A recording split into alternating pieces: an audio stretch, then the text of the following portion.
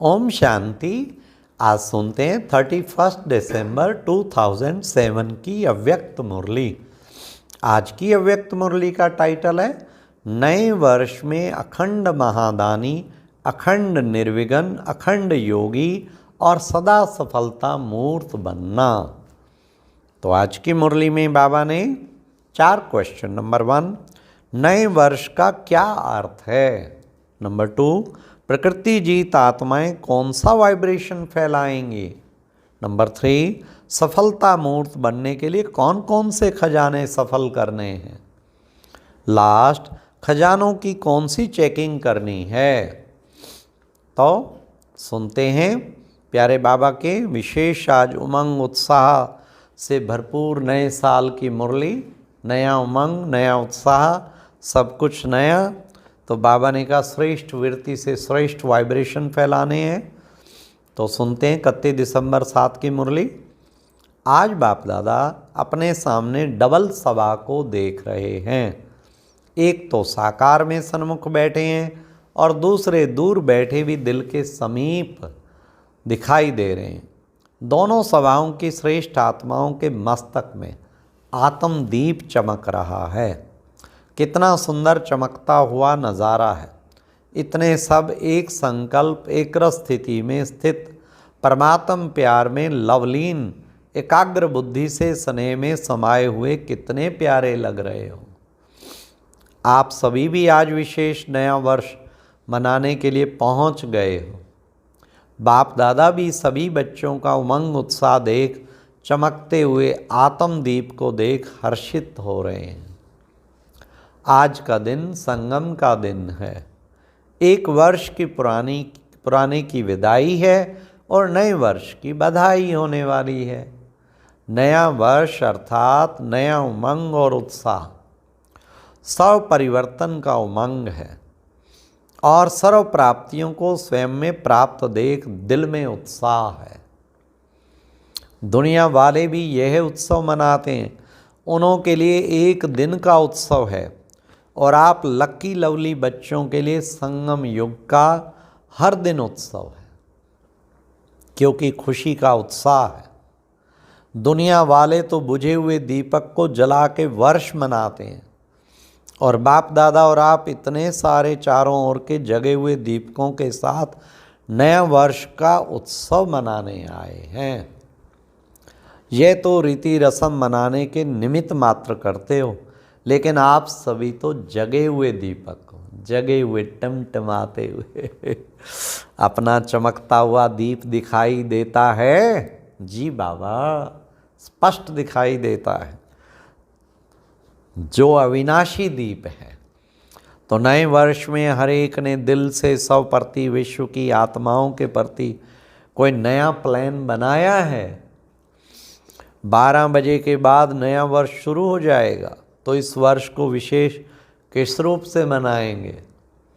जैसे पुराना वर्ष विदाई लेगा, तो आप सबने भी पुराने संकल्प, पुराने संस्कार, उन्हों को विदाई देने का संकल्प किया। वर्ष के साथ साथ आप भी पुराने को विदाई दे नए उमंग उत्साह के संकल्पों को प्रैक्टिकल में लाएंगे ना।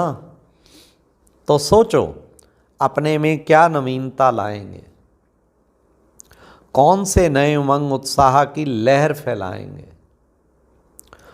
कौन से विशेष संकल्प का वाइब्रेशन फैलाएंगे। सोचा है, क्योंकि आप सभी ब्राह्मण सारे विश्व की आत्माओं के लिए परिवर्तन निमित्त आत्माएं हैं। हो विश्व के फाउंडेशन हो, पूर्वज हो, पूज्य हो। तो इस वर्ष अपनी श्रेष्ठ वृत्ति द्वारा क्या वाइब्रेशन फैलाएंगे। जैसे प्रकृति चारों ओर कभी गर्मी का, कभी सर्दी का, कभी बाहर का वाइब्रेशन फैलाती है ना, तो आप प्रकृति के मालिक प्रकृति जीत कौन सा वाइब्रेशन फैलाएंगे, जिससे आत्माओं को थोड़े समय के लिए भी सुख चैन का अनुभव हो। इसके लिए बाप दादा यही इशारा दे रहे हैं कि जो भी खजाने प्राप्त हुए उन खजानों को सफल करो और सफलता स्वरूप बनो। विशेष समय का खजाना कभी भी व्यर्थ ना जाए। एक सेकंड भी व्यर्थ को कार्य में लगाओ, समय को सफल करो, हर श्वास को सफल करो, हर संकल्प को सफल करो, हर शक्ति को सफल करो, हर गुण को सफल करो। सफलता मूर्त बनने का ये विशेष वर्ष बनाओ, क्योंकि सफलता आपका जन्म सिद्ध अधिकार है। उस अधिकार को अपने कार्य में लगाए, सफलता मूर्त बनो, क्योंकि अब की सफलता आपके अनेक जन्म साथ रहने वाली है। आपके समय सफलता का प्रारब्ध पूरा आधा कल्प सफलता का फल प्राप्त होगा। हाँ? कैसे बाबा ने हर चीज़ सफल, शक्ति करो, गुण करो, सेकंड करो, सबको सफल। अब के समय की सफलता का प्रारब्ध पूरा ही समय प्राप्त होगा।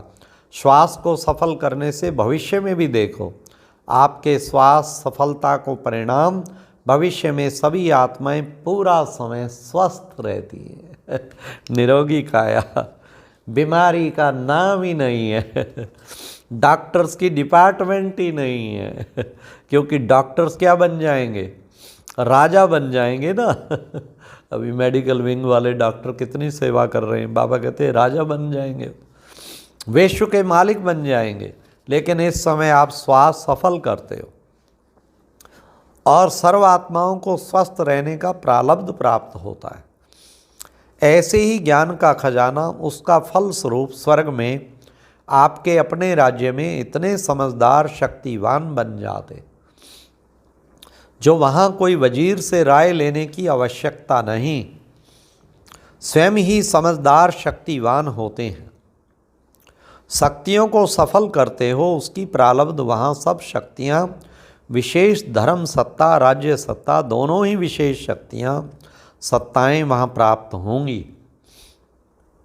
गुणों का खजाना सफल करते हो तो उसकी प्रारब्ध देवता पद का अर्थ ही है दिव्य गुणधारी, और साथ साथ अभी लास्ट जन्म में आपकी जड़ मूर्ति का पूजन करते हैं। तो क्या महिमा करते हैं, सर्वगुण संपन्न। तो इस समय की सफलता का प्रारब्ध स्वतः ही प्राप्त हो जाता। इसलिए चेक करो, खजाने मिले, खजानों से संपन्न हुए, लेकिन 100% व विश्व प्रति कितना सफल किया।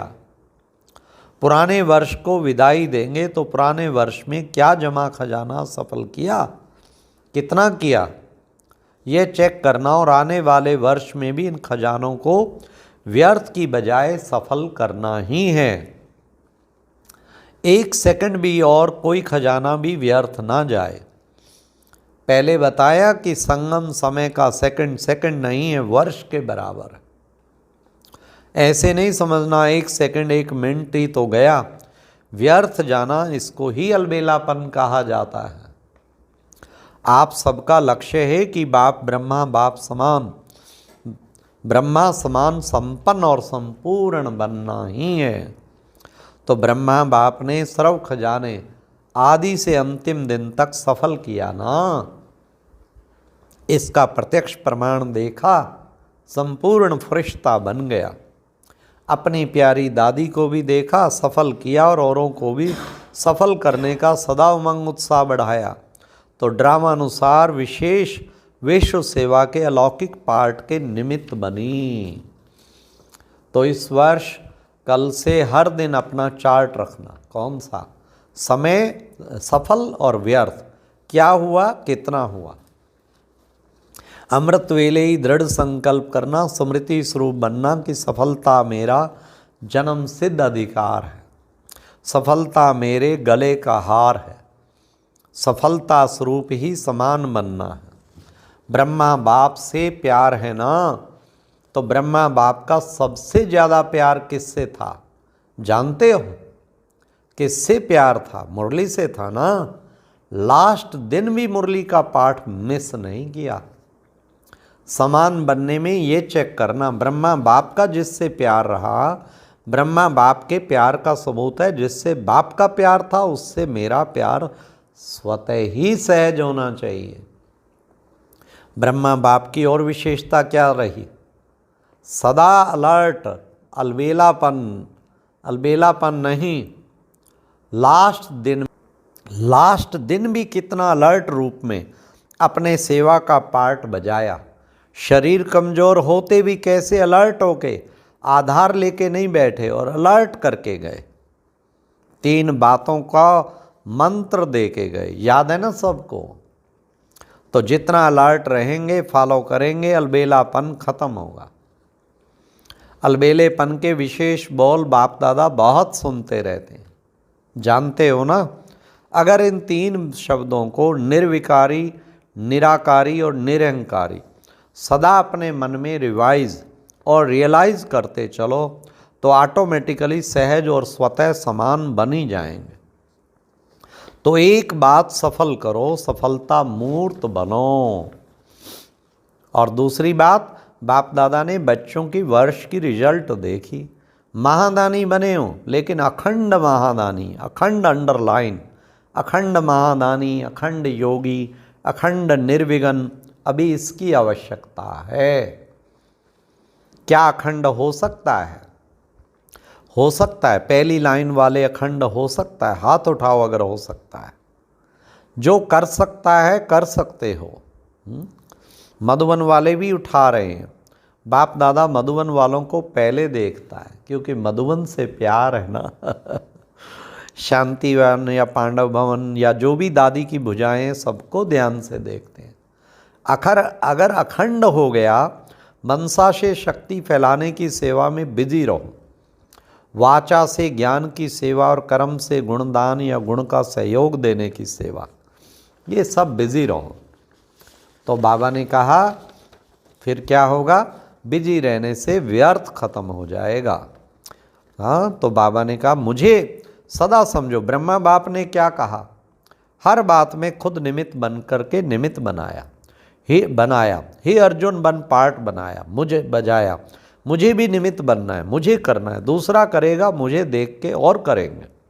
औरों को देख मैं करूँगा नहीं, मुझे देख और करेंगे। अच्छा, चारों ओर के सर्व तीव्र पुरुषार्थी, सदा दृढ़ संकल्प द्वारा सफलता को प्राप्त करने वाले, सदा विजय के तिलकधारी, बाप दादा के दिल तख्तधारी, डबल ताजधारी, विश्व कल्याणकारी, सदा लक्ष्य लक्षण को समान करने वाले, परमात्म प्यार में पलने वाले ऐसे सर्वश्रेष्ठ बच्चों को बाप दादा का याद प्यार, दिल की दुआएं और नमस्ते। ओम शांति। तो हाँ, क्या करना है? निमित्त बनना है। जो ओटे सो अर्जुन, और वाइब्रेशन फैलाने हैं, मुझे निमित्त बनना है। ओम शांति।